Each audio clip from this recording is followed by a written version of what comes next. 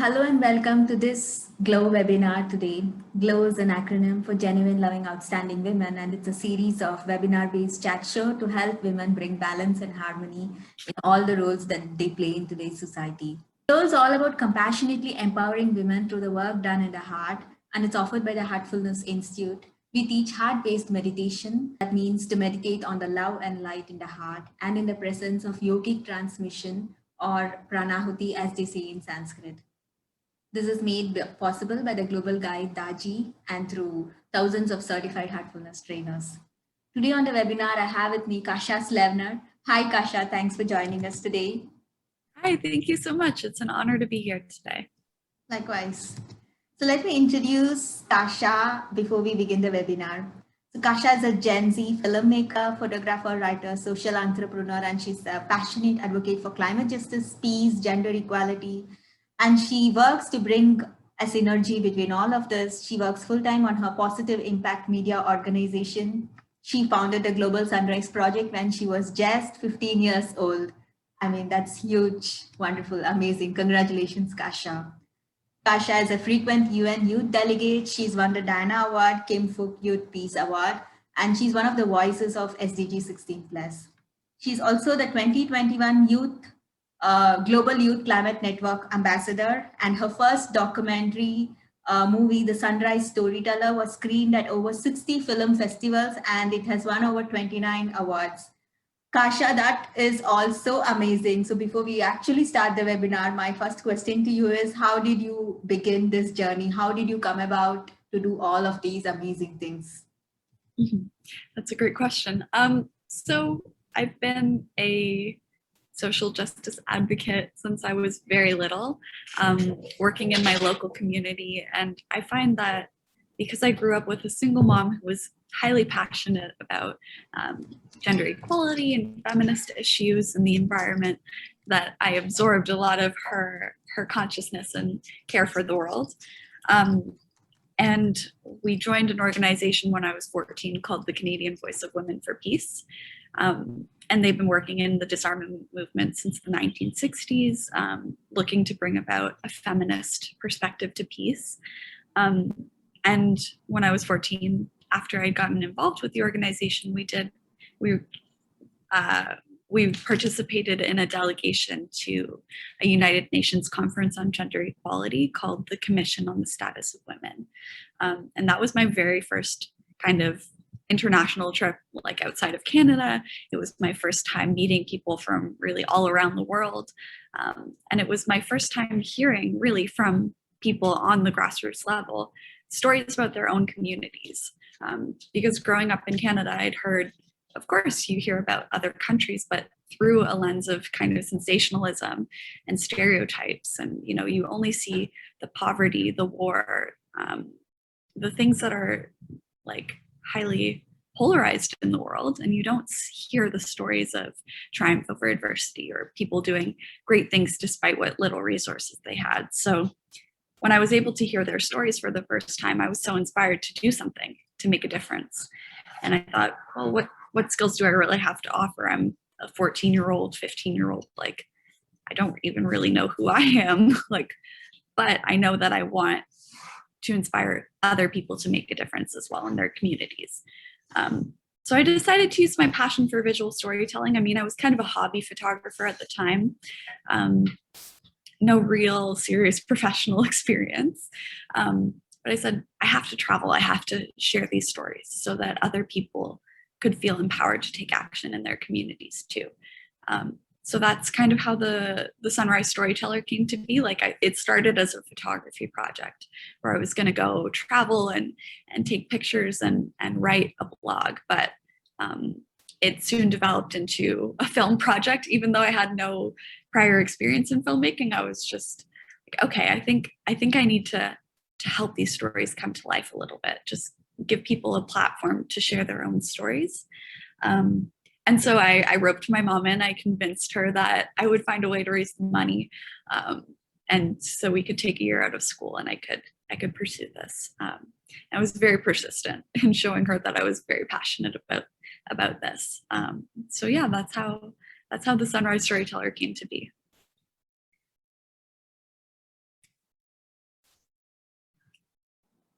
Thank you so much, Kasha. That's very inspiring. Traveling does a lot of amazing things to our soul, and I'm very happy to hear about your inspiration. So, tell me how art as a tool can be an enabler for social change and social impact. I think art is a very special tool. I think, there are so many issues out in the world, and people become statistics when you just talk about it from a fact-based sense, I think, and really connecting people to people and their experiences and how they're impacted by the issues that are happening in the world is a really profound way to move them into action, and connect them with our shared humanity. Even the issue of climate change is a highly emotional issue. It impacts us on a really deep level, and our need to survive, that feeling of scarcity and fear that we might not be able to survive this. That's something that's emotional, and you have to show that as well. Like, you have to empower people with knowledge, but also move them with stories. So I think that art, no matter which way you do that, or express your art through your activism, is whether it's like music or it's visual art or mixed media or filmmaking, photography, anything, it has the power to really impact people. So I think it's a really important piece. And it also helps us reframe our narratives. Like, what narratives do we want to tell about the world?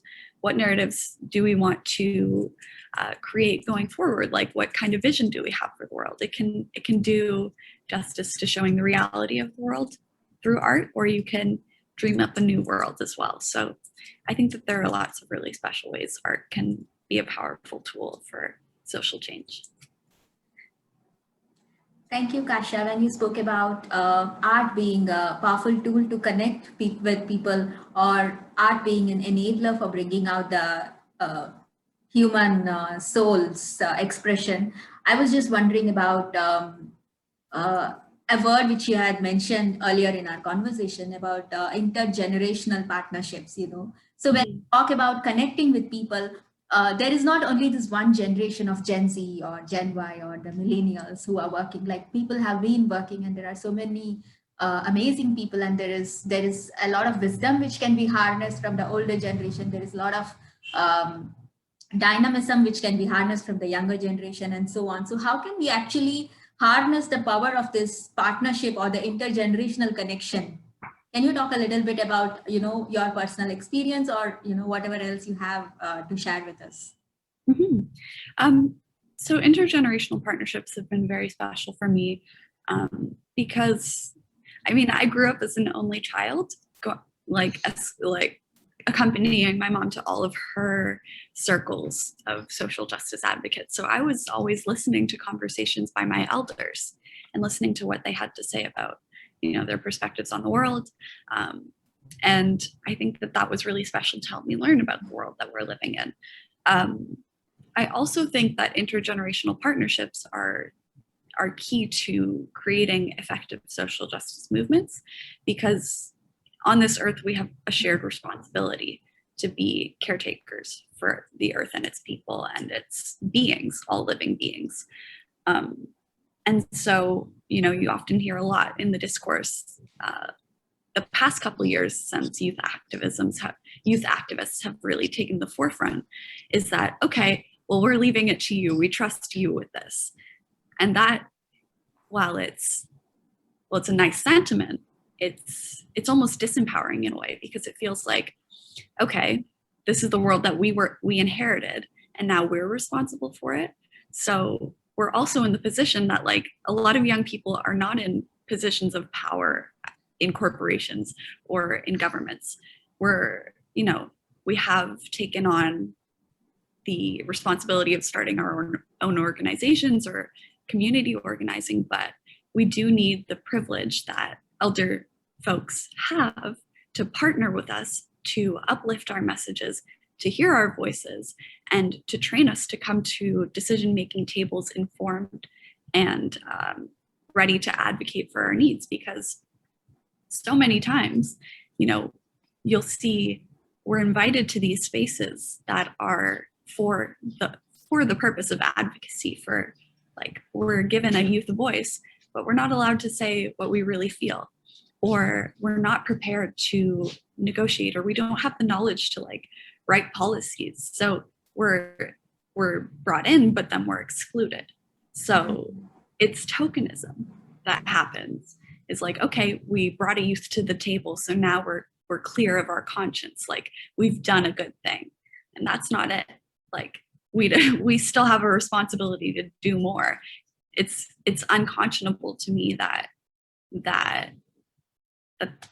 it stops there. Like, we have to really turn the inspiration that we get from seeing the resilience of youth activists and make that concrete action.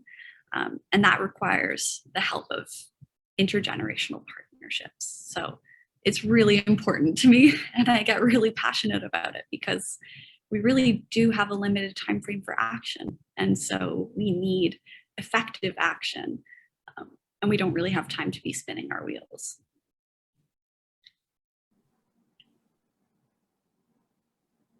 I'm so inspired to listen to you, you know. Yes, you're indeed very passionate when you speak about these things. So, you know, when, what would you, I had an opportunity earlier to listen to a few of your other conversations, and I want to I specifically ask you, what do you think about the intersectionality between climate and peace and you know, the other SDGs also? How do you see how do you see them all working together? Well, I see that no issue is separate from one another, because when you have certain issues pop up, there's a whole bunch of other like problems that fall under those larger issues. And as a result of trying to solve those issues, some other problems pop up, and you know, everything is interconnected. Every action has an equal or opposite reaction, of course. So it's clear to me, as being somebody who's been involved in peace, that it also affects climate justice. And some of the ways that I see that manifesting are, and I've learned a lot this week because I've been in conversation with climate activists, that the results of climactic disasters are violent. So when people don't have their basic needs, or suddenly their basic needs are taken away from them, there's violent reactions, there's hoarding that goes on, there's competition for resources. Like, those create conflict, interpersonal conflict. There's also the issue of like, nuclear disarmament is a really big issue. It's quite existential in nature. But the whole process of creating and hosting nuclear weapons destroys our environments, and often that sees itself in indigenous communities where the mining happens. There's a whole bunch of really technical ways that I could explain this, and one thing that we're also going to see a lot of is with the increase of climate disasters, we're going to see more refugees, and again, interpersonal conflict. So these are really, really critical intersection points, and both affect women and girls disproportionately, both climate injustices and conflict.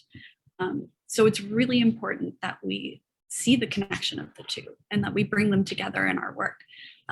So yeah, I think, you know, when you start looking at the intersectionality of when you start looking at the intersectionality of two issues, you'll see how it links with all of the other issues that are, you know, listed in the SDGs and are not listed in the SDGs. So yeah, I hope that makes sense. Absolutely, yes, perfectly makes sense. And I can feel the passion in your voice. I can feel the activism in your voice. So what does the word activism mean for you? Because, you know, inherently activism has an element of, I don't want to use the word violence, but it has an element of dynamism in it. At the same time, how can the youth of today be proactive, be dynamic, and see the fruition of their aspirations in the world without using the elements of violence, but at the same time being dynamic and proactive in what they do? So, I mean, what does it mean to you to be proactive or an activist? So it's interesting.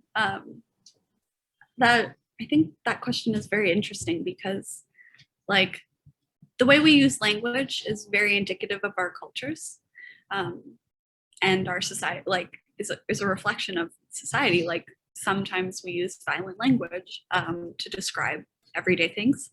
But to me, activism is not one of those things. To me, activism, and I'm not sure if I've heard this somewhere else, but it stuck with me in my mind, is caring in action. So I believe activism, it has the word act. It had so that to me means standing up for justice and standing up for the liberation of all people. Because, if we don't, then that perpetuates violence against others.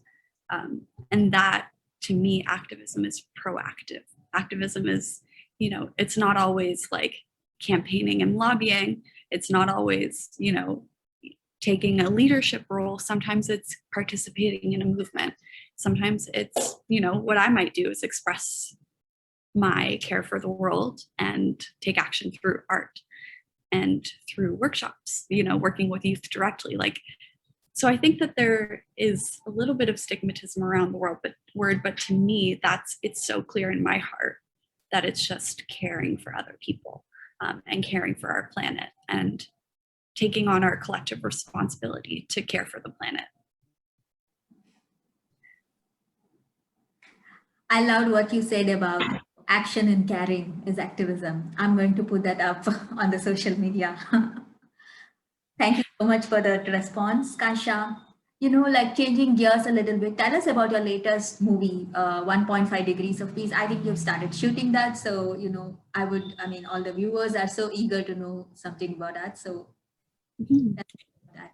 Yeah, so I spoke very passionately about the connection between peace and climate justice, because that's what I'm working on right now is through 1.5 Degrees of Peace. I hope to make that linkage between, or hope to find others, who are active in their communities to make those links very clear, highlight youth who are on the ground in the forefront of both of those movements, in frontline communities and in North America, to show that we really do need to bring these two movements together. We need to see the intersections. We need to see how they're connected so that we can make effective action to create progress on both of those issues that are affecting us and that are kind of staring us down from the future, and also happening, these issues are happening now. Sometimes we don't see the effects in North America, but people are seeing the effects of these issues. So we need to confront what the challenges that are facing us and find creative solutions for action, for positive change. So yeah, I hope to do justice to the scale of the issues that are at hand, but also show opportunities for action, so that we don't leave the film feeling completely disempowered. So yeah, that's kind of my goal with 1.5 Degrees of Peace. And I'm working on the demo right now, which is a 2 to 3 minute, it's a 2 to 3 minute clip that I'll be using to share online while we work on the feature length film. So yeah. Thank you so much for sharing that.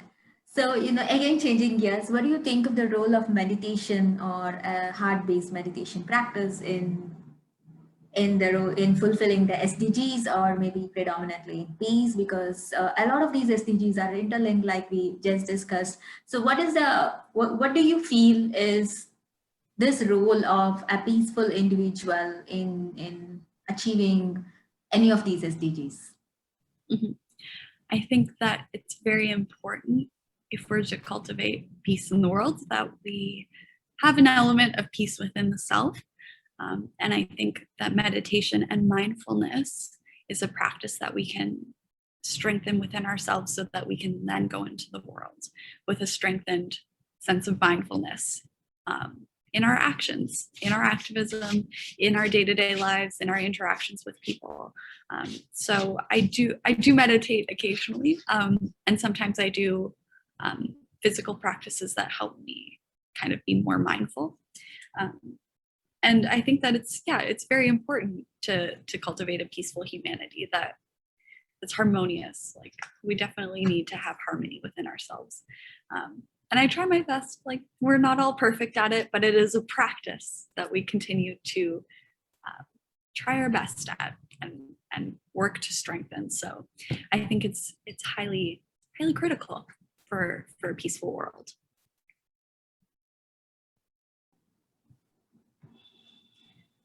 Thank you so much, Kasha. And on that note, let's have an experiential session of heartfulness, relaxation, and meditation for the benefit of the participants. We don't need any prior experience to have an experience of meditation right now. Just follow my commands, where I will take you through a few steps to relax yourself. And then towards the end of it, we'll be meditating on the love and light which is in our heart for a few minutes. So maybe 10 to 15 minutes, and just follow my voice. Sit comfortably and close your eyes.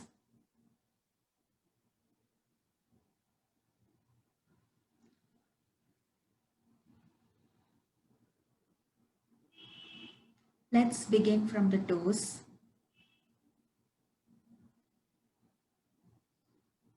Relax your toes.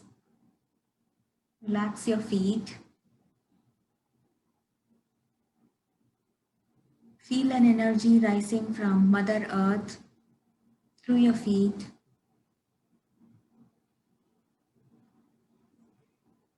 It's moving up your feet. It's moving up your legs, relaxing your legs, calf muscles, your knees, your thighs. And this energy moves up and relaxes your hips.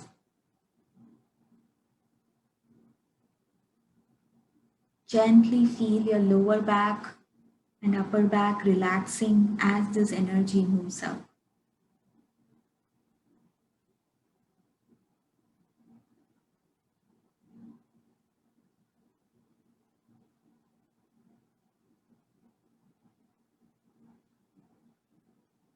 Bring your attention to your stomach.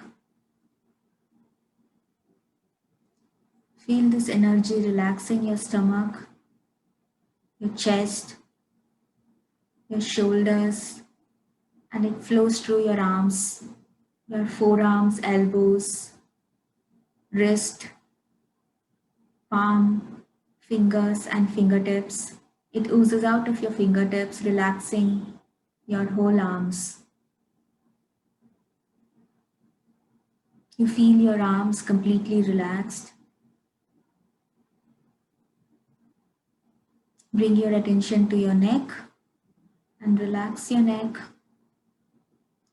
Feel this energy melting away the stress and tension in your neck. Your neck muscles are completely relaxed. It's melting away.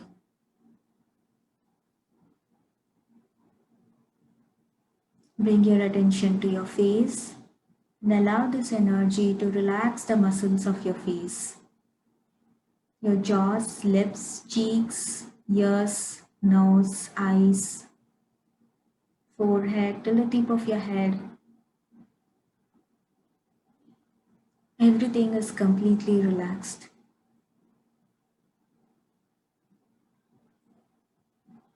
Scan your whole system. Your whole body is completely relaxed now.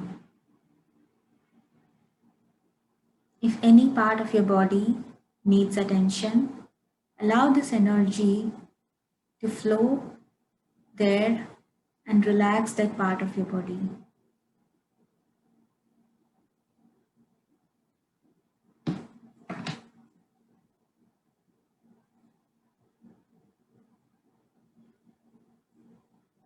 Bring your attention to the heart.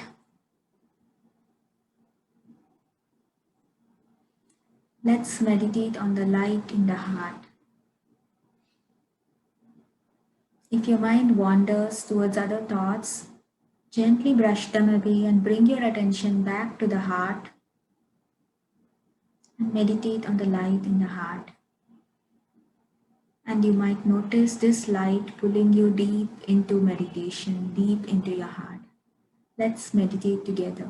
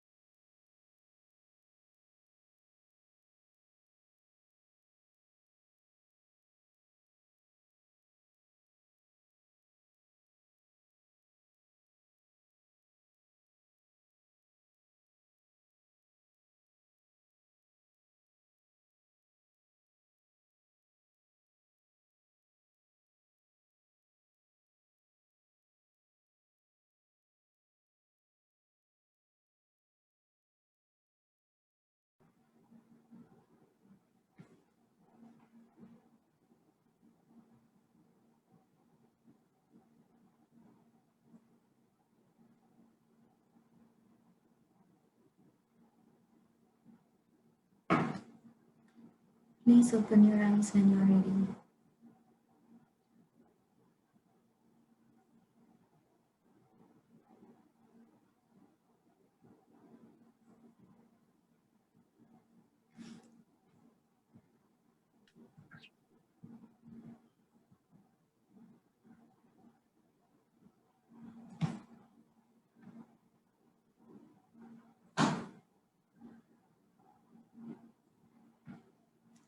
Thank you so much, Kasha, for joining in today's meditation. Thanks to all the participants for joining us in today's webinar and meditation.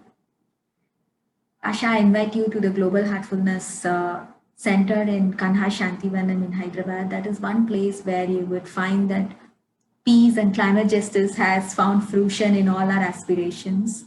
So whenever, whenever it's feasible, whenever it's possible, you're most welcome. Thank you. I look forward to visiting. Thank you. So is there any closing thoughts you would like to share with us? I think that just everybody should remember that they have the potential to make a positive impact in the world, and to reflect on what issues they care about most, and their contribution is necessary. So yeah, I echo what I said earlier about us all having a shared responsibility to care for the planet, and also care for ourselves in the process. So yeah, I invite everybody to reflect on that. Thank you so much, Kasha. Thanks for your time. Thanks for everything. Thank you so much.